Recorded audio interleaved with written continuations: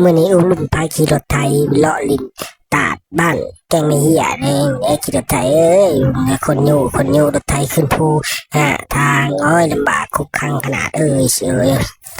ลำบากลงไปพุ่นน่ะผู้เอิญก็เอิญโอ้ยทางลงโดยโคตรยากเลยอุ้ยล้มโอ้ยบ่อยากไหวได้ดิอันตรายเกินโอ้ยลงโอ้ยลงไปติดจังไรวายตาโอ้น้ำโซเย็นพุ่นน่ะน้ำโซเย็นคักเลยนี่ทุกคนมาเบิ่งกันนี่นี่มีทีมงานหาปลาน้องๆหาปลาหมุดหาปลายิงปลาหมุดยิงเอาเลยเนี่ยบริเห็นยังมีลูกเดียวเลย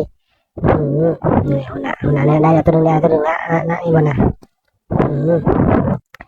เนี่ยเขาก็เป็นคนมาก่อไฟเนาะหาปลาเขาก็ต้องมาก่อไฟเห็นบ่วิธีการก่อไฟสักหน่อยนะได้มาแล้วนี่เห็นบ่นี่เลยปลาเนื้อสดหวานนี่ปลาสดใหม่ๆโคตรหวานเลยนะนี่ปิ้งไงเก็บนี่เก็บจากนั้นเราก็สิมาปิ้งสิมาเบื่อก็ได้มาปิ้งเนี่ยวิธีการปิ้งเบิ่งกระหู้สำนานเบิ่งกระหู้แล้วก็สำนานสำใดเห็นบ่วิธีมันนี่วิธีมันต้องปิ้งแบบนี้นี่ปิ้งแบบไม่ต้องเอือดเลยนะปลาสดๆมันหวานอยู่แล้วเนื้อมันนะเนี่ยเห็นบ่นี่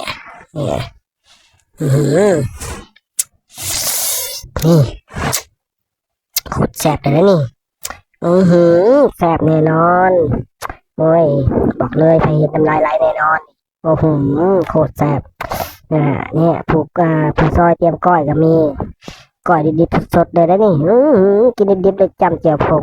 ผักจระผัดผักโอ้ยเบิ่งเอาละโอ้ยจักผักยังจักเลยอุ้มสิอดใจไหวบ่ซิมเลยจะคำเนี่ยหลังจากกินแล้วมันลองวิธีหาปลาก่อนเขาต้องลองชีวิตอุ้มต้องเล่นลองแบบนี้นะหมดเลยเป็นก็ต้องหมดไปก่อน